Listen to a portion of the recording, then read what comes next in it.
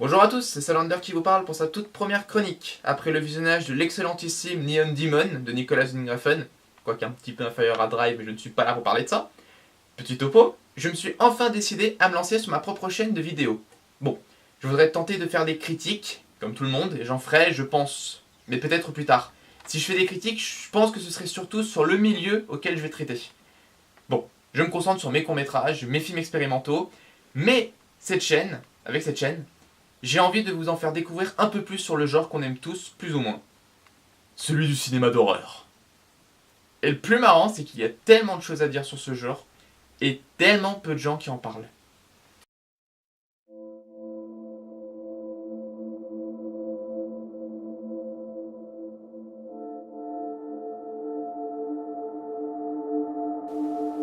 Bon, pour cette première vidéo, je traiterai de l'évolution du cinéma d'horreur en passant par 10 classiques qu'il faut selon moi avoir vu au moins 4 fois dans sa vie.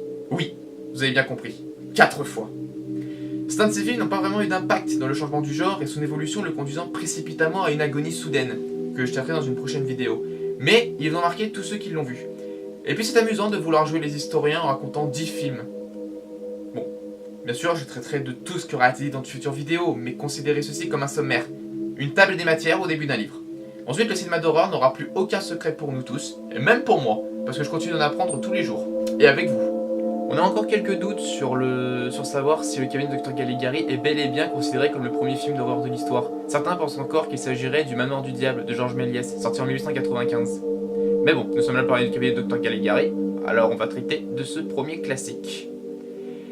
Et ce film traite avant tout du premier sujet, la première époque de l'âge d'or du cinéma d'horreur, le cinéma expressionniste.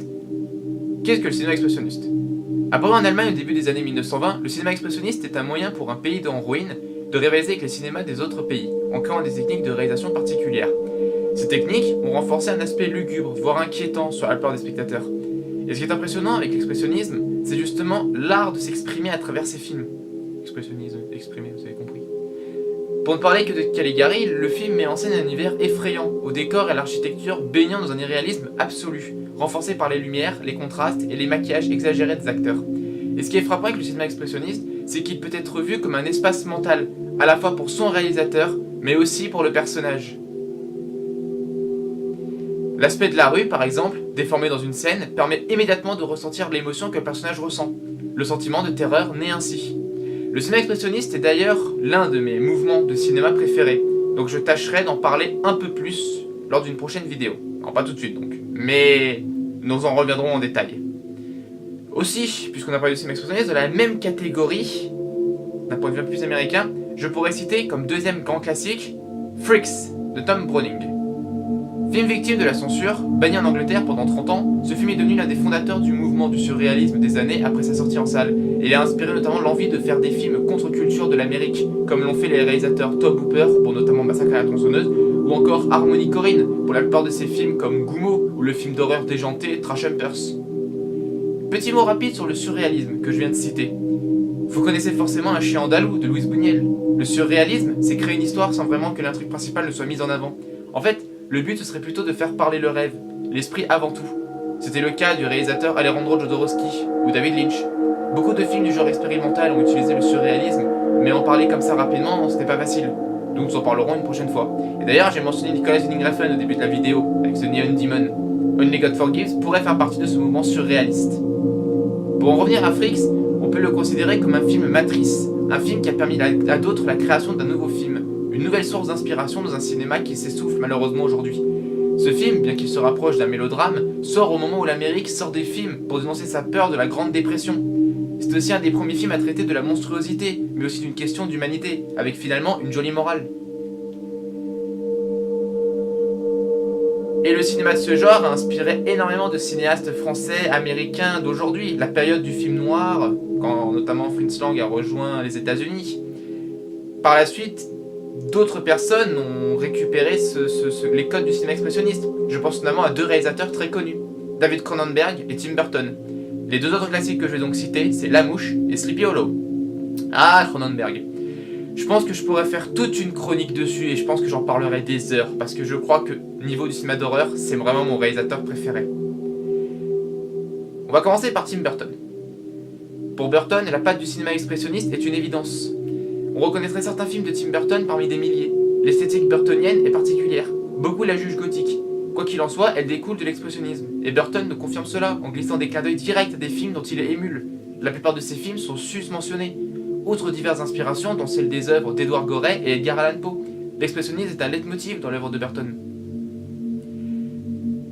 Et effectivement, en 1999, Burton signe un conte gothique et expressionniste, Sleepy Hollow, la légende du cavalier sans tête.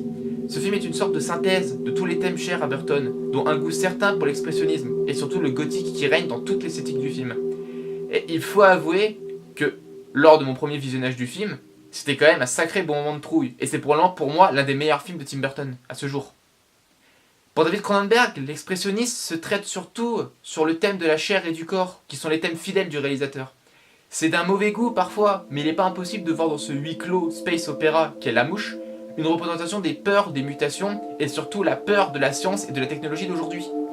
Mais surtout, le personnage principal évolue rapidement sous la forme d'un monstre irréel, peu ragoûtant, et surtout extrêmement effrayant, qui aurait très bien pu avoir sa place dans la monstrueuse parade du film de Todd Browning.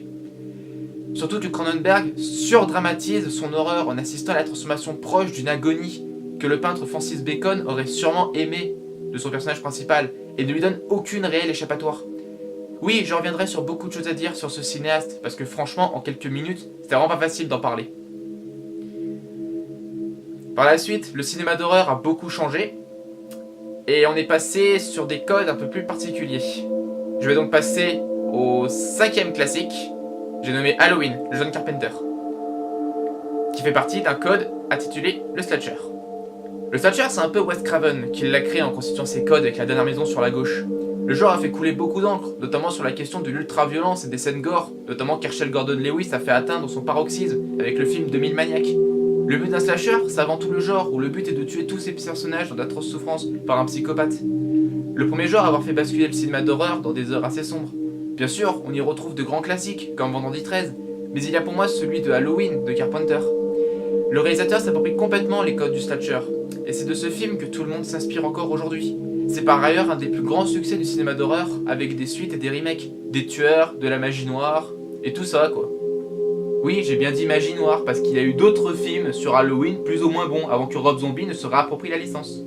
Par la suite, certains films sur le thème du slasher ont voulu réutiliser le genre pour en faire des films sur le thème de la vengeance. Alors c'était bien le cas justement avec le film de Wes Craven, La Dernière Maison sur la gauche, qui lui se résumait à du rape and revenge. Genre qui a atteint son apogée en 2002 avec le film Irréversible de Gaspar Noé. Et sur le thème de la vengeance, il y a un film, c'est pas un rape and revenge, mais c'est un film sur la vengeance. Genre qui s'essouffle beaucoup aujourd'hui, et dont l'un des pionniers du genre serait probablement Carrie au bal du diable de Brian De Palma.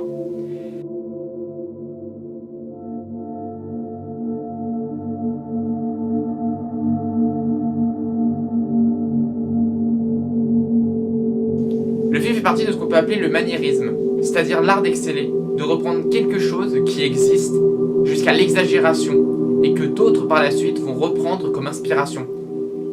En fait, cela s'approche globalement de ce que j'ai dit sur un film Matrice, en fait. Mais on peut penser à juste une scène, une séquence, par exemple. Bon, je vais pas vous mentir, j'ai un peu mal avec cette définition, en fait.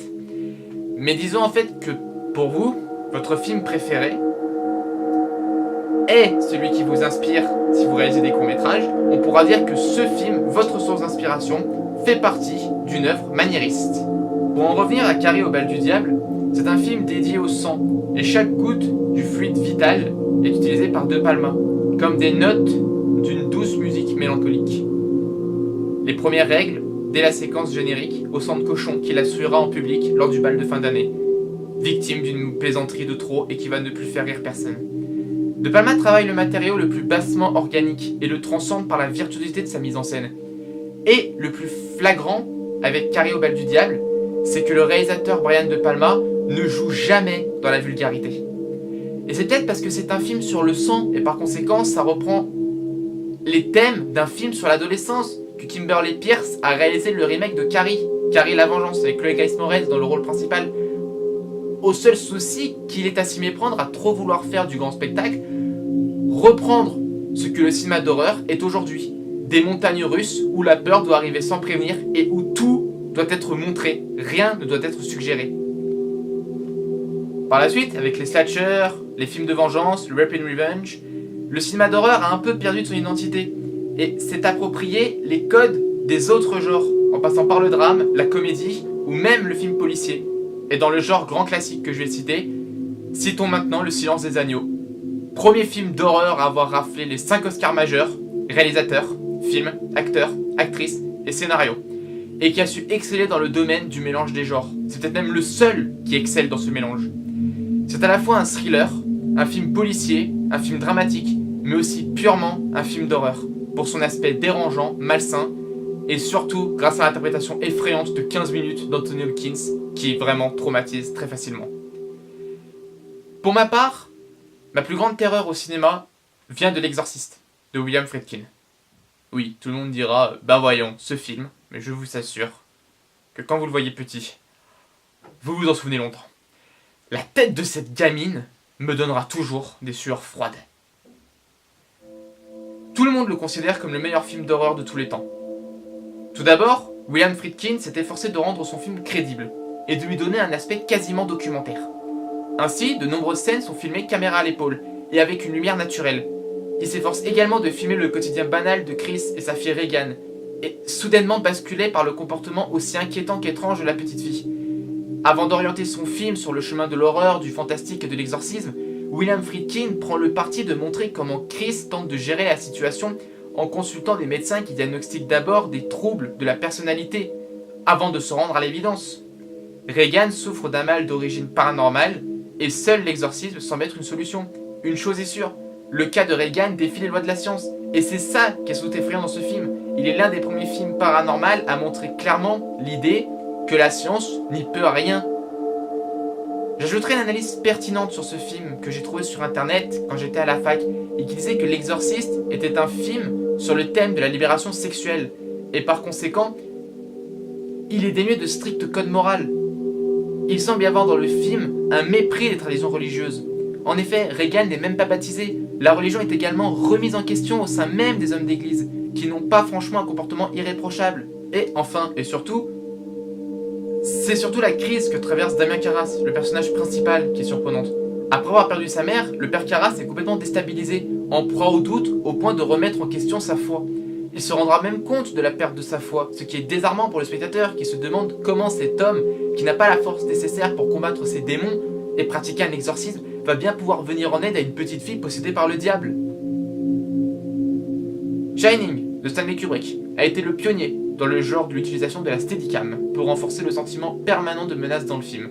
C'est le film d'horreur qui pose aussi plusieurs questions au spectateur.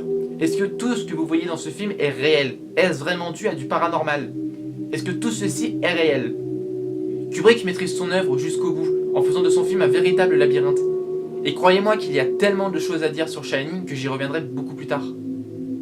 Et enfin, je terminerai sur le dernier classique, pour ma part, celui de 28 jours plus tard de Danny Boyle, qui marque la relecture définitive du mythe de zombie créé par George Romero dans le cinéma d'horreur et l'approche réaliste de ce genre. Les zombies ne sont plus que des gens contaminés et qui reviennent à leurs instincts les plus primals, et il n'y a rien de plus effrayant qu'un être humain qui revient à ses instincts. Boyle se refuse le moindre réalisme du film et le réalise dans une approche quasi documentaire, avec une petite caméra DV. Le contraste de ce film venant que la peur vient de l'environnement apocalyptique, menaçante, que les humains envahis par la rage. C'est aussi un film qui joue beaucoup sur les apparences. Qui sont les véritables ennemis? J'aurais donc fini avec ces petits exemples et me mets au travail pour vous faire une prochaine chronique bien complète, qui j'espère vous plaira. Car c'est ma première chronique, donc j'étais stressé, je ne savais pas trop comment m'y prendre. Je vous l'ai dit, prenez cette première chronique comme une table des matières, un bon moyen d'expliquer toutes les bases que je vais vous adresser. Et je pense qu'au niveau de cinéma expressionniste, du surréalisme et tout, je pense qu'il y a quand même beaucoup à dire. Et je pense que ça peut être très amusant qu'on en parle tous ensemble. J'aimerais bien aussi découvrir un petit peu des fans de films d'horreur parmi vous, qui ont sans doute fait des petits films et qui mériteraient qu'on jette tous un œil. Je ne sais pas ce que vous en pensez. Alors si vous avez aimé la vidéo, n'hésitez pas à vous abonner, à mettre un petit pouce bleu, ou un petit pouce rouge aussi, si t'es méchant, mais bon, moi personnellement j'aime bien le bleu, c'est la couleur qui renvoie à la noyade, à la peur de l'eau, et en fait non, tu peux juste mettre un pouce bleu tout court, tout ce que je viens de dire, c'est juste un petit pouce bleu, juste pour être rigolo, et abonne-toi, enfin ça me ferait plaisir. Et je vous dis à très bientôt pour une prochaine vidéo sur le cinéma d'horreur. Salut tout le monde!